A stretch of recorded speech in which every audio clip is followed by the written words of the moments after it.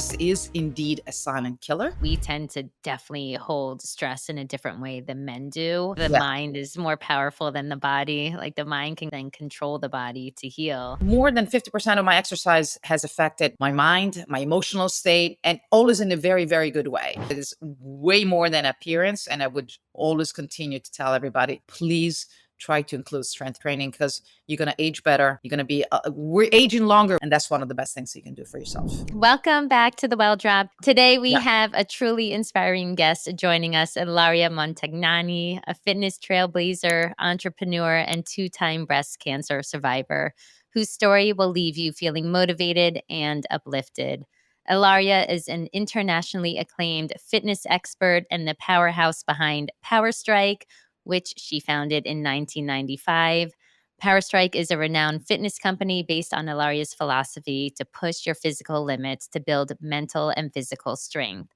Her signature workouts have inspired hundreds of thousands of people over the years, including myself, transforming the way people approach strength and movement to build stronger bodies and better lives. In today's episode, Ilaria will share her experience navigating cancer, how it reshaped her approach to health, and the lesson she hopes to pass on to others facing their own challenges. As a two-time cancer survivor, Ilaria's journey is nothing short of awe-inspiring. Her passion for motivating others shines through her packed classes in New York City and her thriving virtual studio. She also created a powerful documentary, Stronger for Life. It's a testament to her resilience and determination during her fight against breast cancer. Get ready to hear about the strength of the human spirit, the healing power of movement, and why self-care is more than just a buzzword, it's a necessity. Grab your favorite drink, settle in, and join us for an unforgettable conversation with amazing Ilaria Montagnani. Let's drop in. Thank you for being with us, Ilaria. Thank you for having me. It's really a pleasure to be here. And thank you for such a nice intro.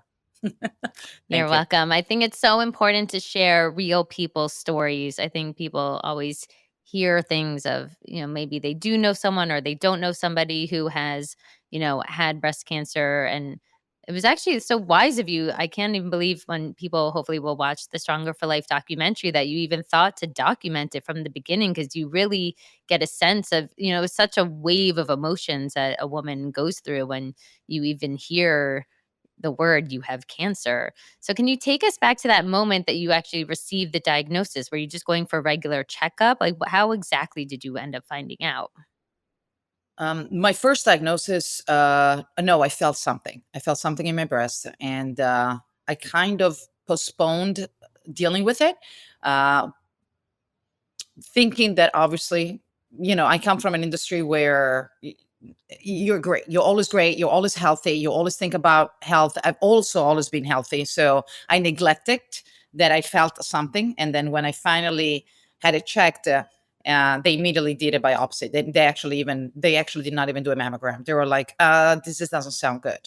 Yeah. So I remember going for a biopsy, but still being very calm. Like, this is just going to be one of those annoying things that they tell you is a cyst, something like that. I couldn't. So when they actually told me after the biopsy, this is actually cancer, I was like, what? So I had a good friend at the time that said, Ilaria, why don't you start documenting this? Kind of like, if it's Wow. nothing, it's nothing. Great. But if it is, since you've never really faced any illness and you talk so much about resilience, kind of like, and I was like, You're you know what? being put I to the was like, test. is it like, if I have to breathe, and absolutely. So then the documentary kind of came to life, not really planned, but something like that. And I'm not a filmmaker, so my world is fitness. So that was very challenging, and I had amazing help, amazing support, but it was it was not an easy thing to do. But I'm glad I did it. Yeah, I think that's like so forward thinking to even have that, by your side, because you said that you've always been healthy. So you never had any sort of health challenges before this moment. You No, I never always were had. I quote never unquote had healthy. serious. No, I never had serious health challenges. I've dealt with people, obviously, in my classes, in my in my teachings throughout the years, with different challenges, whether they were healthy, whether they were, healthy related, mentally related. So things that I could only see in other people. And once I got hit with cancer, at the same time, also my father got hit with cancer. This was Yeah. really out of nowhere, and my father didn't make it. So it was a big moment in my life. And I am glad that even though it was not easy, I filmed it, recorded it, and I think that's important for some people. It has been important to kind of see that and see what normal humans go through. Yeah, especially you're probably healthier than most, given your fitness level and everything. Has that experience, kind of shifted your perspective on health and fitness in any way? Like, did anything change within you of your philosophy? No, no, the philosophy hasn't changed in the sense that I still think that, thankfully, because of my fitness, and with that I mean not my just trying to be healthy or working towards being healthy in terms of nutrition and workout, but just my mentality of being, always let's see what we can do with our body was really helpful.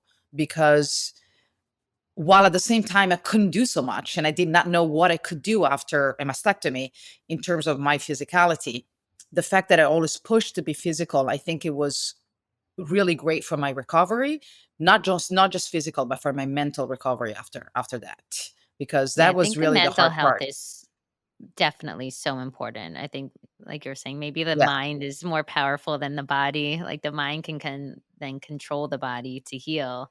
Did you feel that sense you had to really like dig into your mentals to say, like, I'm just going to shift the narrative. Like, obviously, this is my diagnosis, but I'm going to do whatever it takes is kind of like put this behind me and not let it lead me, sort of thing.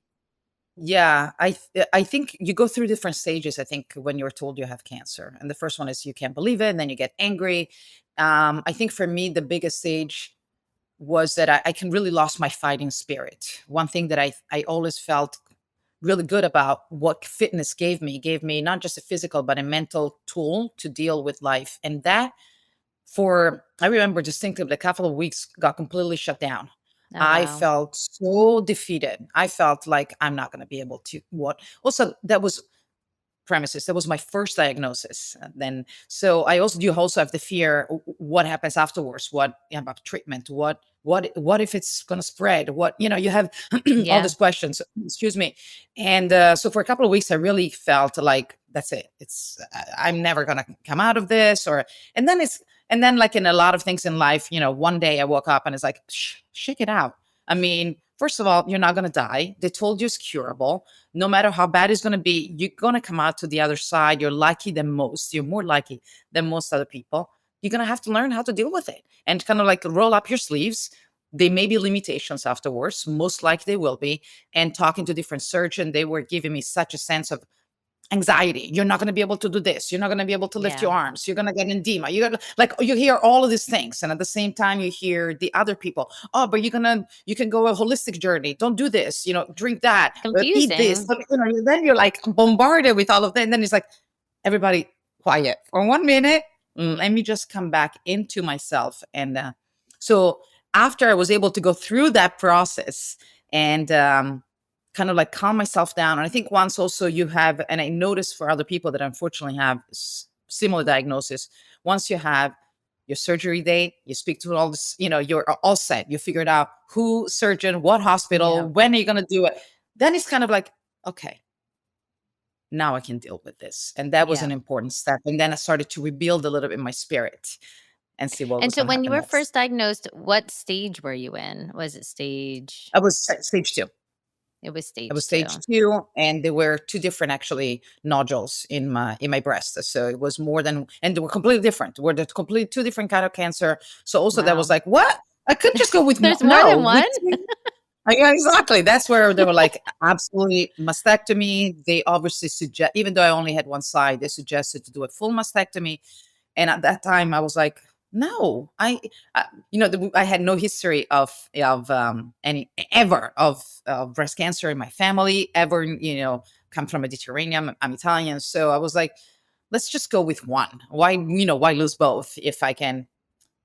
That was not too wise of a guy, I guess, in retrospect. And that was not such a wise choice. But at the time, it was the best for me. So when you were diagnosed, so you didn't have the BRCA gene or anything? No, no, no, I did not. And I do not. And you do not. And so you And I removed one, and then how long after from your first diagnosis were you cancer free until you had the second yeah, the diagnosis? second one. Then about 7 years later, because you get great checkups. The good thing about being in your city and great hospital. So every 6 months you get checked with. And then in one of these checkups, which really after 5 years and over 7 years of taking, tamoxifen, as most women are put after they have breast cancer, so estrogen suppressant, you kind of just go like, oh, it's routine. Okay, every six Right. months, You forget okay, like about kind it. of like, but you forget about it. And then I got again a call. They were like, we need to do a biopsy again. I'm like, Wow. Are you kidding me? I mean, so then started so 6 months ago, started all over the same process on the other side. Yeah. And is that typical? Is that something that's expected or not really? Like in your case, that was like a huge shock to No, they you? were actually very surprised, even though, the surgeon at the beginning said, "You know what? Since you're at it, maybe do both, meaning do a full as opposed to, Yeah. a lateral." She also was like, "I understand why wouldn't you want to? You don't have a history, you don't have a gene, it's not in your background. It must have been a fluke." And then the second one, obviously, they don't speculate. Me in my head, I'm speculating. I'm like, what did I do to, and quite frankly, I think one of the lessons that I've learned through this last few years is that stress is indeed a silent killer. Yeah. Um, I don't know if I can blame it all on that, physical and mental, but I think it played a huge role, unfortunately, especially in the second one. Yeah, I think it's so hard, especially for women. Like we're emotional creatures. And so I think we tend to, this is just my opinion, but I think that we tend to definitely hold stress in a different way than men do. I don't know if we internalize it or what, but there's some connection with the stress in our bodies, and our breasts tend to, it always is like ending up in the breast. But it is a silent killer for sure, and it can manifest in our bodies in so many different ways, and I think cancer is definitely one of them, 100%. Are there Yeah. any, you went into this so physically strong. Is there things that you had to relearn for yourself of things that you can and can't do, and sort of have like a little bit of grace with yourself and a little bit of patience, a sense of patience The given second you time, yes. The second time, much more than the first time. I think the first time, my way of dealing with facing cancer was to try to come out of it as quickly as possible, and almost that allowed me to put it away. Doing a documentary, I think it was a way to deal with my demons, and just like if I film it, is almost like not me, is I'm filming it. It's like almost someone else. Yeah. So the first time was hard in that sense. But I don't want to say that it rushed into doing what I used to do. Kind of like everything is fine. I was the fastest I can get to my normal quote unquote life, the better. And it doesn't work like that, because there are things that you have to adjust. Your body will change. I mean, being physical, and the first thing is like I was not able to. Obviously, you're not able for sometimes to lift your arms, move weights, push, pull, all of that. So, I went immediately practical, like things that I can do. I can work out my lower body. I'm going to like, you think that way. But again, it was all about like, how fast can I go back into my old body, or Yeah. my body that I know that can do so many things. Fast forward 7 years later, when I am diagnosed the second time again, um, in a way, I was a little more scared, because I'm like, oh, if it comes back, that means, I don't know, it's really bad. I always had this idea. If a cancer comes back, it's going to be bad. So the fact it came back, it scared me. But on the other hand, Yeah. I was prepared. I was equipped from the first time to kind of like, I did not sink so low in being afraid, in being depressed, in being lost. You go through all the stages, but I was like, wait a second, you've done it one more time. You know you're going to come out. They told you it's treatable. You treat it once. It's the surgeries, yes, it's painful. You have those couple of weeks that are going to be really challenging, but you're going to get out of it. So Yeah. that really helped. But things do change. And I think the biggest lesson that I've learned is that you do have to accept that you're going to be different after an illness. Yeah, I think that's hard. Were there any sort of support groups that you utilized or reached out to? I know there's a ton out there. Was that something that you Um, felt a connection no, actually, to? I wanted to. No, I didn't. But I think the first time doing a documentary, so also be surrounded by the team that helped me shoot. prepare, script Yeah. a documentary, do it. That was my support team, and it was Yes. really, really important because you get to talk about it, and you got to talk about it as something that is here, almost outside you. Like, oh, we're gonna have to film tomorrow. Oh, you're going back to the doctor, or like, can we get the There's a permit to good be in the hospital? distraction. Yeah, in a way, you live in a different. The second time, no, I did it all on my own, and I wanted to, because I was prepared from the first time, because it wasn't my first time. And also because I wanted to challenge a little bit more my mind and a little bit less my body. I wanted to be more in my emotion the second time and put the emphasis away from my body as I did so much at the first time, meaning give myself all the time that I needed to recover, allow myself to be uh, not lazy, but like, see, you already used the word lazy, but kind of like, as long as it takes me, it's going to be okay. And Giving if it takes yourself me the 3 months time. so I wanted to go a little bit differently. And so that was a little bit the big difference between the What two. do you think made that shift for you to be a little bit more patient with your body? One is because I already had it once. So I think that was, it's the big thing. Two, age. As you know, we get older, and as a woman, we do see that things change regardless of illness. Things change, and Yeah. it's an acceptance of our body and our mind to shift. And since the body might not really change in a better way, at least let's focus on the mind, to be instead the better part. But it's true. I mean, I am very grateful for everything that my body has done so far and can still do, and I really am. I'm not just saying it to, like, I really, now I'm really appreciative. But let me see what more I can do with my emotions now. I love that. So many times when people go through a physical illness, diagnosis, a lot of it definitely touches upon their relationships. Was there anyone in your life that you felt like really kind of like stood up and was there for you? Other people that surprised you that maybe weren't there for you? Was there anything that kind of hit home for you in that regard with your relationships? I think relationships do change when you go through illness. Definitely. In my case, I was just very lucky because my relationships was mostly my family and my community, and their support throughout both first and second diagnosis, and the whole thing, going through the surgery and the afterwards, the recovery, they were amazing. And having my relationships did not get worse because of my situation. It actually improved, got stronger, and having the support of the people that truly understood what I was going through and were not too much in my face. Not, oh, poor thing, oh my god, not those, but the Yeah. ones that are like, hey, be a warrior. I have some friends that have gone through cancer themselves, and they're on the other side.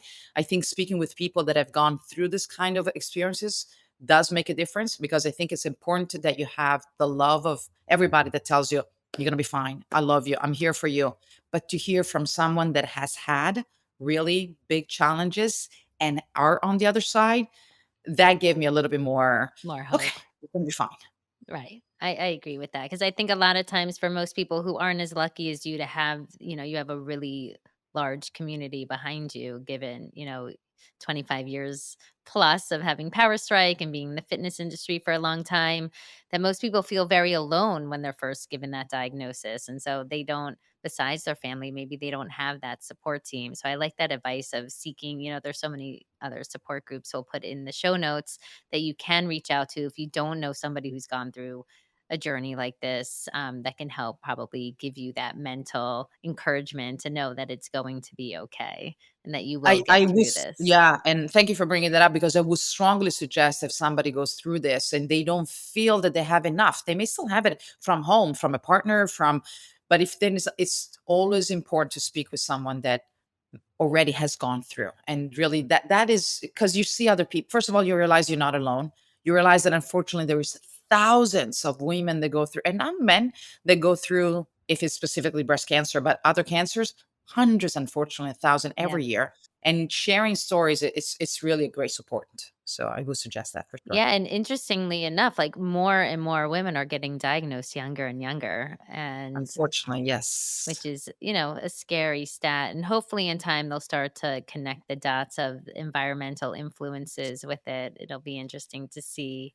And hopefully we can kind of turn back the clock on it. What are I hopefully your, do you have any newfound goals now since you're on the other side of being, a two-time breast cancer survivor? Any personal future goals for yourself? first of all, not get sick again. It's That a is good really one. I'm like, I'm not, please. I know I have two and they're gone, but there is so please no more. So my goal is to one, be more in touch with really the effect of stress and kind of recognize it. My background is martial arts, so I've kind of always meditated or dabbled. Right now I'm spending so much more time, whether you call it meditation, whether you call time alone, and really thinking things through and just calm breathing work, whatever that is, because I think that is very important. I've always relied on the physical work to take care of everything, and Yeah. I think that's one of the reasons why I was so surprised also in my first cancer. Um, I always thought that being physical and being healthy, exercising, training will kind of take care of everything, including stress. And I'm sure it did. I'm sure that being physical really helped in many stressful situations. And maybe it would have been much worse if it wouldn't, if it wasn't for my physicality, Yeah, but but it's a good point. I mean, stress is such a hard one because it's such a gray area, and what can work for you may not work for me, and vice versa in terms of managing the stress. I personally, for me, that is my number one struggle is managing the stress. I'm a very calm person. I'm a very active person, maybe sometimes too active. I like to do too many things. But I definitely do create that time for myself in order to have the self care. But also reminding yourself to prioritize. Like I just went back to acupuncture literally yesterday and I was having a conversation with a client and I said, "You know what? I really think that just might be the thing I need to do to Mhm. manage my stress because it like gets me down. It allows me to downshift into such a different level than I can do on my own." And so it's like for every person to try to find what works for them, like meditation, breath work. I think breath work is huge. Mhm. And tapping into the breath work is really a key because of the mind gut connection. It just the parasympathetic, you get yourself into rest and digest. We're in a constant state of go, go, go. It's just our society. And then, especially if you have a personality that I Yeah, thrive off of the go, go, go. I love the go. yeah, Like yeah. I just spoke to a person, everyone's sick these days, so has a cold. So someone's like, I've been in bed now for multiple days and I'm going out of my mind. I'm like, maybe we're just supposed to be in bed for the day. You have to Yeah, just and it's shifting that mentality that is the biggest thing. And again, always have been 25 plus years of being very physical every day, loving it, not thinking of it. That is really not just a job, is my life, is my passion. So being able to also see that there's more to taking care of ourselves. So the recovery part, yes, the breath work. I love that you mentioned acupuncture. That is one of the things that I do. I started seeing different doctors, and it's taking care of that recovery. We call it the recovery part, but it's. I wish there was a better word because it's a yeah. lot more than recovery. And I taking know. I care of say all to the things. my son is an athlete and he does not like the recovery part. But I was like, work out hard, recover even harder. And he like looks at me and rolls his eyes. But I agree. There has to be a shift in the narrative that we should probably focus on the recovery first and then maybe the physicality second, where we sort of are Yeah, well, at least I feel like very much like your son, because to me, all his recovery meant I don't need it. I'm fine. I don't need. That's a waste of time. That's a waste of time. yeah, So really, the biggest shift is, it's not a waste of time. You yeah. need it as much as you need everything else, Right. including, Or maybe obviously the as we new. get older. I mean, I talk a lot in midlife. Yes. So maybe if you're, Oh, 35, 40 plus, you start to 50 plus. I'm 50 plus. So the right, but imagine if recovery. you started in your 40s with the recovery a little bit more of a focus, Correct. No, correct. then So I would suggest, and you're doing a great job with that, and you are an example yourself because you do have a calm energy. But I do see when you're in class, you work really, really Laurie hard, sees the and you other always side of have. me. Very focused, very serious. Yes, but it's important to have both, and I think obviously because of my profession, I've been very much in one world.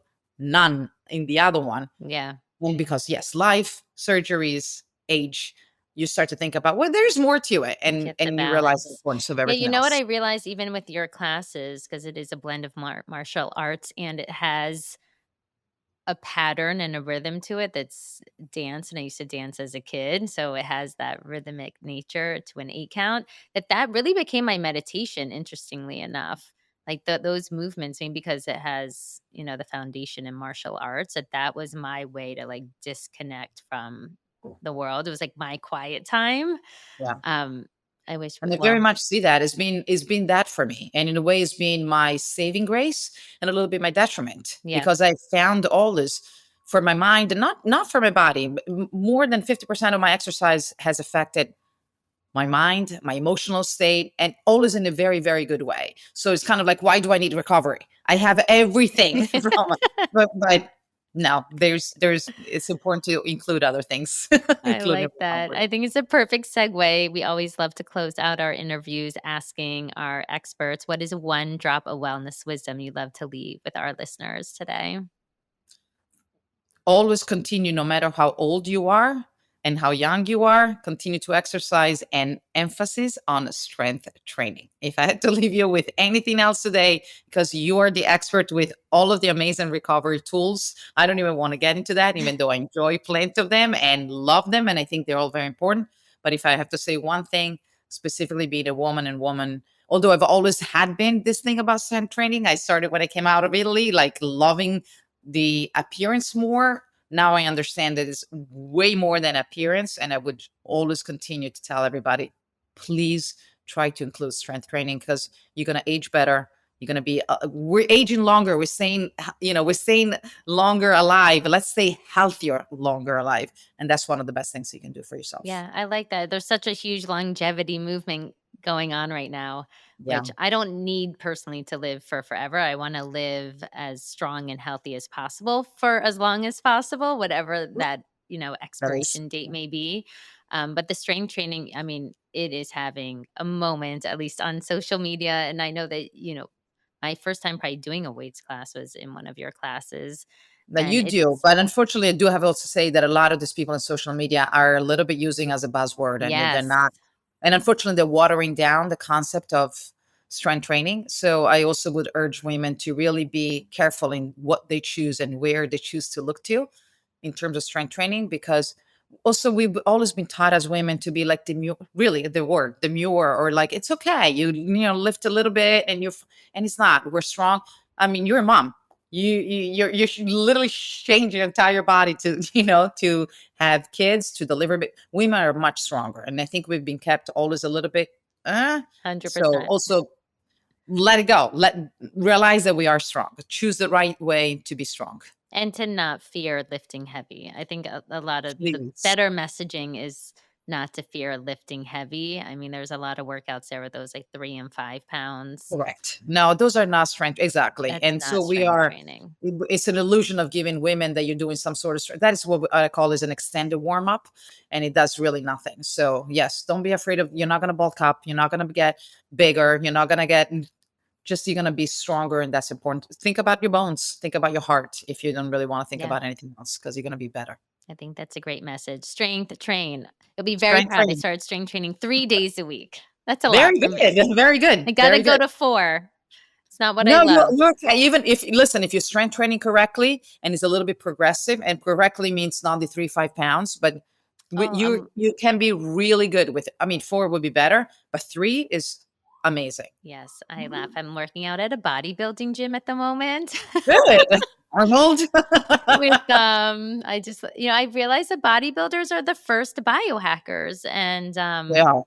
after I got injured a few years ago, I broke my foot, I started working out with a trainer that a friend recommended me, Yeah. who is a woman. I always realized, like, I love learning from women, Hmm. and she's 50 actually from Yeah. Argentina, and she can do, like, those competitions, but she's Yeah. really just a trainer at the end of the day. And I think that women, we just, to live it is to know it, right? Like, it's hard to get full advice from a guy who just, like, there's only a certain amount that they can understand, and we're just physically different than men. Yes, Um, we are. So it's Especially as been we get older, we get so training with a woman that understands your physiological, yeah, absolutely. right. Like I can give my complaints to her and she understands. True, true. We see eye to eye. So I think that is a great advice. I mean, I don't like it. My sister loves it. She's a lot younger than me. She's always been into strength training. Like you've been into it. I have not. It's a force for me. But as we get older, we have to shift our habits. It's just what Yeah. it is. And we have to. Why don't you like it? You're just gonna get stronger. I mean, it's I so need to much. stop saying I don't like it. I just like, I prefer something more cardio. I think Yeah, maybe I can like zone out more, and that's more of a yeah. meditation thing for me. It's easier. Listen, it's easier. Maybe it's Cardio, we easier. all can do I it. It's always laugh. I'm like, "I'm struggling. No one else is struggling here. Why is no one complaining?" I just complain the whole time nicely. I was like, "Oh, I it don't." is harder. Definitely, it is Maybe harder. because it's harder. It's harder Yeah, yeah, in it a is harder, different but the way. benefits from it, oof, once you start, again, think with the end in mind, and then I'm you leaning definitely in. I'm leaning in, Ilaria. Thank you so much. I will put in the show notes. Definitely check out her documentary, Stronger for Life. You can send it to any of your friends. I know we all have so many people we love who have been diagnosed with breast cancer or any cancer. I think it's a really inspiring story.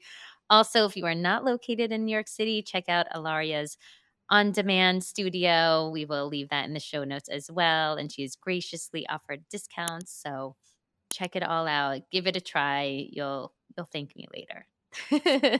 will. Thank you so much, Thank Amber. you.